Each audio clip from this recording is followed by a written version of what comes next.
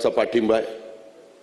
विकास झाला पाहिजे, प्रगती झाली पाहिजे, लोकांचे प्रश्न सुटले पाहिजे, तरुणांच्या हाताला काम मिळालं पाहिजे, बचत गट असतील त्याच्यामध्ये महिलांना देखील मान सन्मान प्रतिष्ठा प्राप्त करून देण्याचं काम झालं पाहिजे। आणि चांद्यापासून बांद्यापर्यंत असणारा तुमचा माझा शिवशाहू फुले आंबेडकरांचा महाराष्ट्र हा सर्वार्थाने देशामध्ये पहिल्या क्रमांकाचं राज्य विकासाच्या बाबतीमध्ये राहिलं पाहिजे असा प्रयत्न देवेंद्रजी फडणवीस असतील, एकनाथराव शिंदे असतील, मी असेल किंवा आमचे सगळे सहकारी असतील, आमच्या सगळ्यांचा आहे।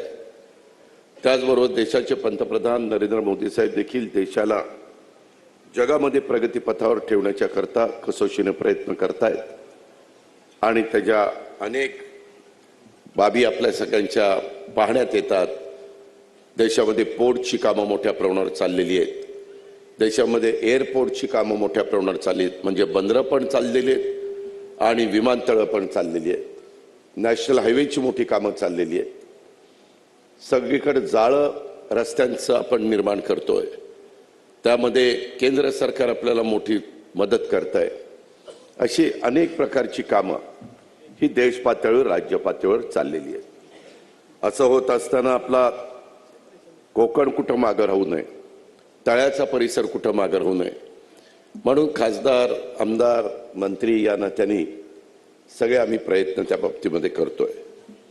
मित्रांनो, आत्ताच सुनीलजींनी पण आपल्याला सगळ्यांना नवीन वर्षाच्या शुभेच्छा दिल्यात। आज तारीख आहे 5 दिवसापूर्वीच 1 जानेवारी सुरू झालेलं आहे।